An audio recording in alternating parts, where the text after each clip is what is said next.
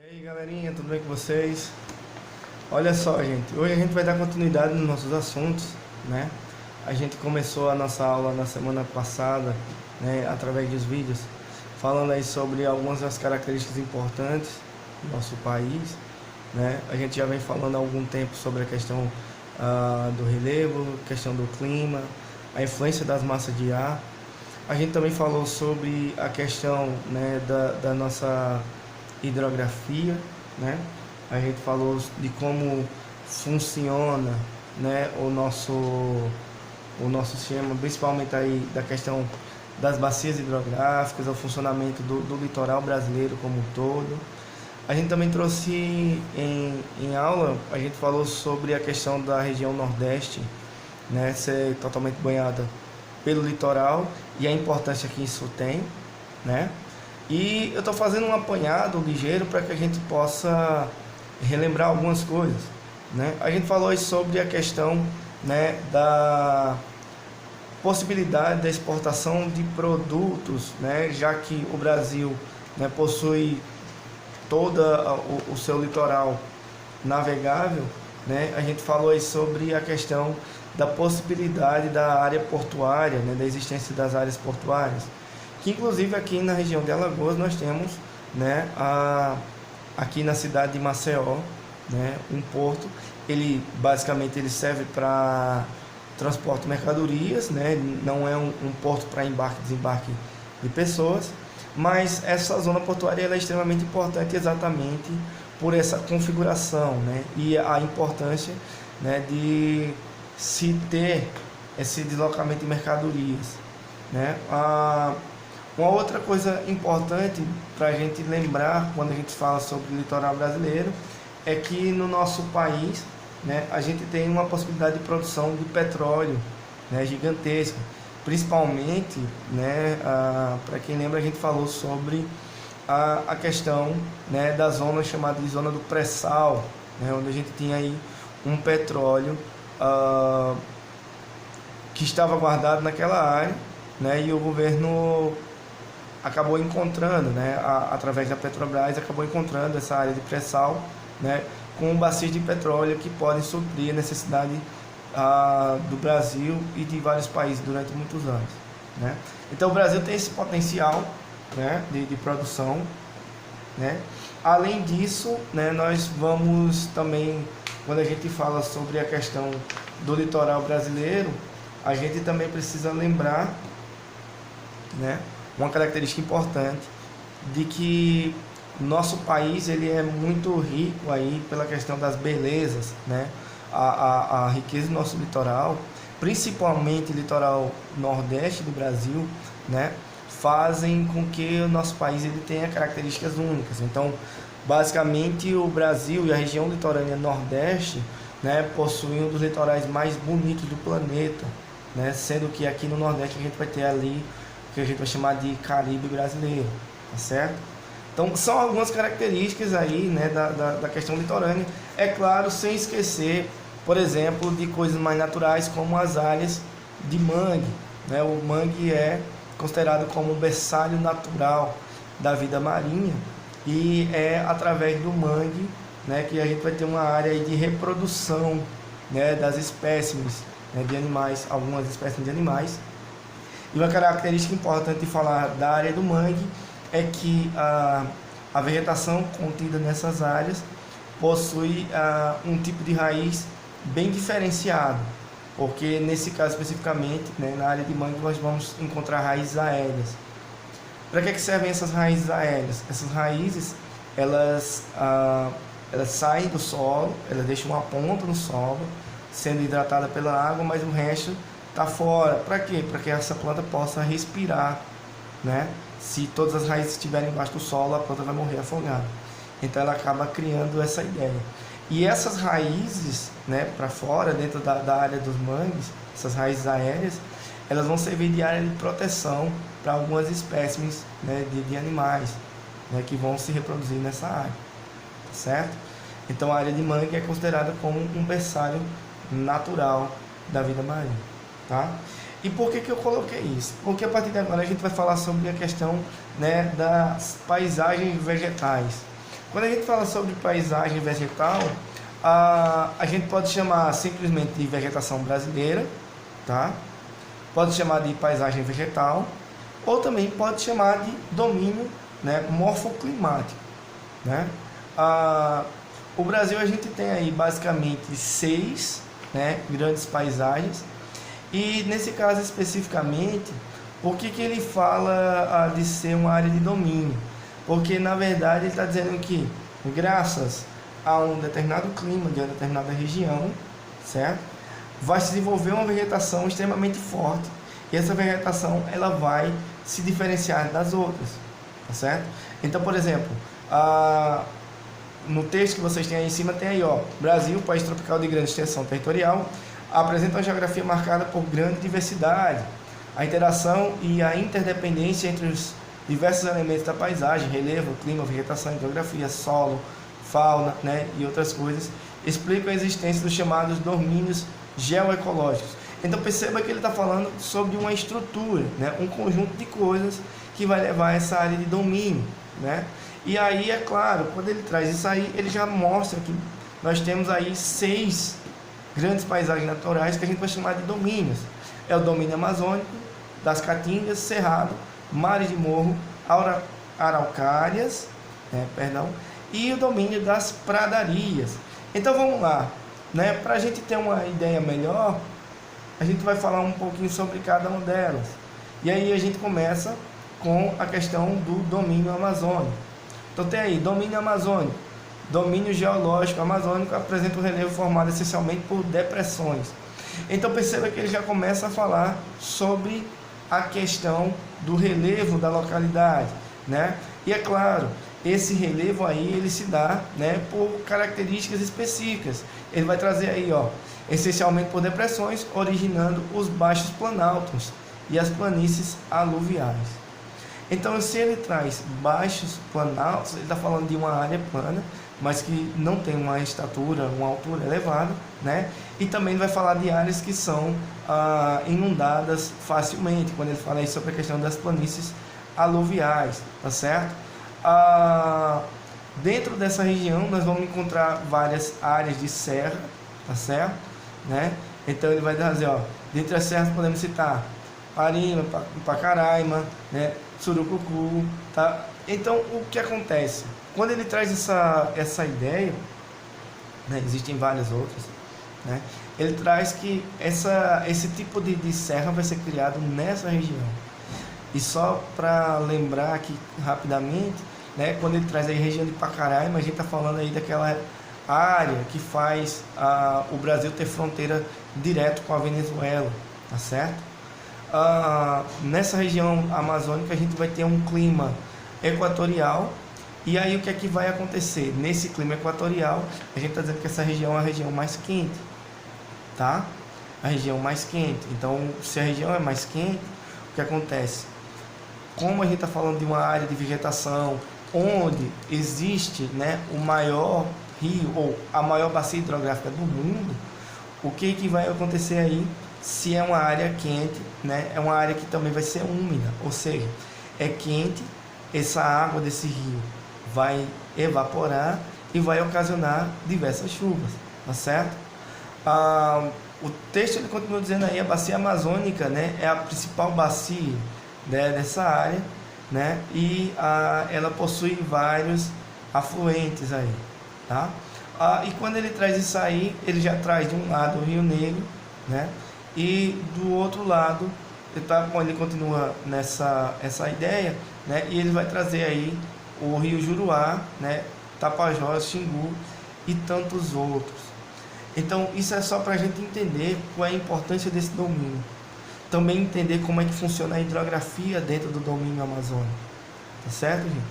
Então perceba que é uma característica ou um conjunto de características que existe em cada domínio, tá? Nesse caso especificamente, o domínio amazônico, né, ele vai se dar pela questão climática, que é a região quente, porque está na linha do Equador, mas ao mesmo tempo vai ser úmido, porque vai conseguir fazer a evaporação, vai fazer com que evapore, né, a água, né, contida lá na bacia amazônica. Essa evaporação vai fazer com que haja um aumento no índice de chuva, né? E essa chuva vai ocasionar aí a possibilidade de permanência da floresta, tá? É engraçado, só para curiosidade aqui, dentro do domínio amazônico, né, a gente vai encontrar períodos em que a galera sabe quando vai chover, a hora que vai chover. Então, por exemplo, tem alguém que está conversando, daqui a pouco o relógio toca, lá por volta das 4h30 da tarde, eles param a conversa, armam o guarda-chuva, voltam a conversar, e daqui a pouco começa a chover, tá? Essa chuva vai passar alguns minutos, tá? Depois de alguns minutos ela para e eles voltam a conversar normalmente. Por que isso? Porque a umidade do ar nessa região é muito grande, tá certo, gente? Então vamos para o próximo ponto, né? Domínio do cerrado, né? Esse domínio ele vai se encontrar na parte mais central, né, do Brasil.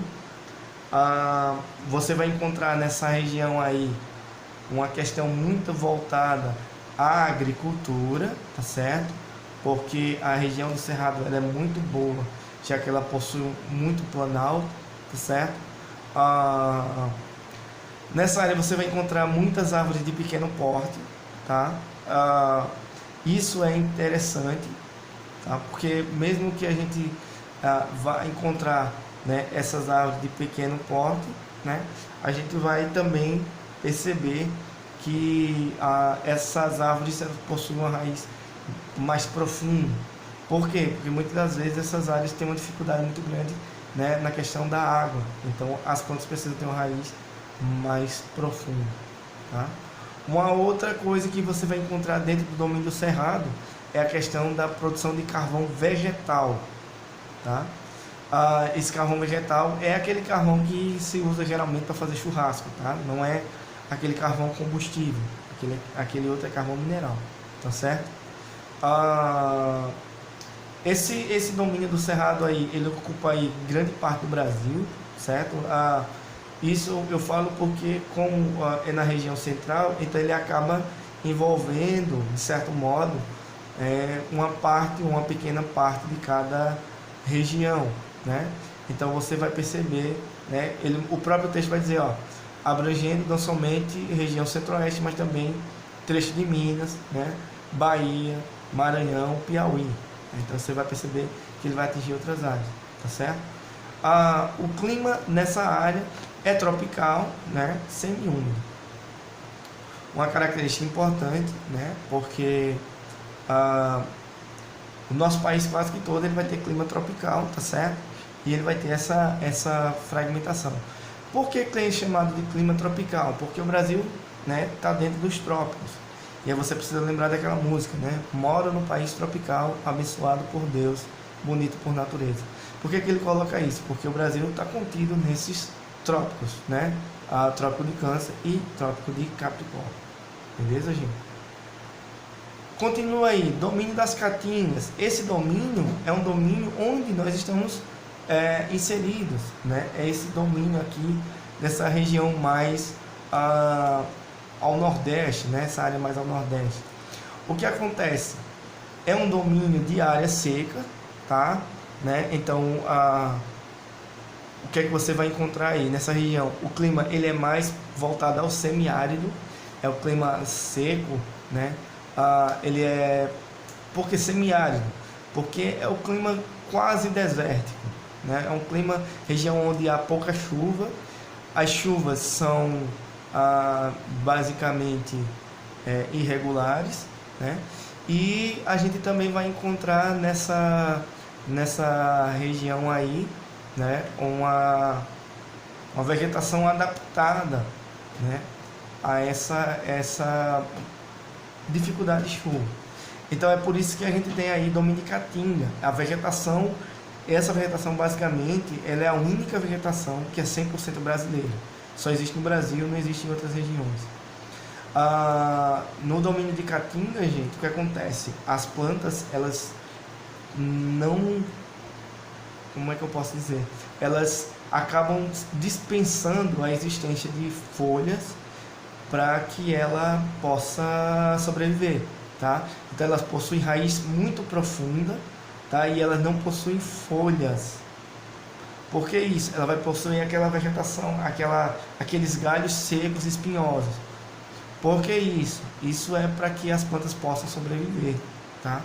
Então essa vegetação, ela também é chamada de vegetação de mata branca. Caatinga é chamada de mata branca, ok, gente? Então essa ideia para a gente perceber aí, tá bom? A bacia hidrográfica mais importante da Caatinga é a bacia do Rio São Francisco, tá? Essa bacia que nasce lá na Serra da Canastra, né? E vai desaguar aqui em Alagoas, beleza? Nasce lá em Minas Gerais, deságua aqui. Domínio de mares de morro, gente. Mares de morro seria mais aquele domínio que nos vai lembrar aquilo que a gente vai chamar de Mata Atlântica, tá? O que você vai encontrar nessa região aí? É a região extremamente importante, né? Porque vai ter aí nela, fazendo parte dela, o Planalto Atlântico, né? Por isso que é chamada de região de Mata Atlântica, por conta do oceano, tá? Vai se estender, né, para várias áreas. A gente vai encontrar aí nos pontos mais altos, que é o Pico da Bandeira, né, com 2.890 metros, tá? E aí o que acontece? Uma coisa importante, o clima dessa região, do Mar de Morro, né, é um clima tropical úmido. Lembra aquela ideia, né, que eu falei do tropical? Só que a chuva vai estar concentrada no outono e inverno, né? Mas uma curiosidade aqui é que basicamente a vegetação em si, né, a Mata Atlântica, a vegetação, ela basicamente deixou de existir. Tipo, ela existe ainda em pequenas quantidades, tá? Mas aquilo que era para ser a área de Mata Atlântica, ela vem deixando de existir há muitos anos. E aí alguém pergunta, professor, por quê? E aí é simples. Basicamente é exatamente nessa área onde a gente tem, né, o plantio de cana-de-açúcar, tá? Então, nesse caso especificamente, pouco se restou da vegetação de Mata Atlântica, ok? E aí, gente, a gente tem o domínio das araucárias, né? Aí a gente já está falando de um domínio mais frio, né? De uma área mais fria, né? O clima aí já é subtropical, ele já não é mais tropical, tá? Você vai encontrar nessa área aí elevações, né, que vão de 800 a 1.300 metros, então você vai perceber que não é uma área muito alta, apesar que a gente precisa lembrar que Garanhuns, né, tem 1.100 e poucos metros, 1.180 metros, e é uma região muito fria, tá? E como a gente está falando de uma região mais distante, então o que acontece, né, uma região que já está ali já pós-trópicos, por isso que ela é chamada subtropical, né, abaixo dos trópicos. Então o que você percebe? Ela se torna mais fria ainda, né? Então você tem aí uma variação na temperatura, ok? Você tem áreas onde você tem uma temperatura que não é muito elevada, geralmente, né? E em uma boa parte do tempo essa temperatura vai ser baixa, ok? E para encerrar, gente, o último ponto, né, a gente tem domínio das pradarias, né? E aí você vai ver, né, que vai meio que conflitar, porque ela vai aparentar muito, né, com o clima que a gente viu agora há pouco. Só que o que acontece nesse caso mais especificamente, né, a gente vai encontrar além da temperatura, né, muito baixa, né, uma temperatura anual baixa, o que acontece? Nessa área você tem uma influência muito grande da massa polar atlântica, fazendo com que ela se torne ainda mais fria.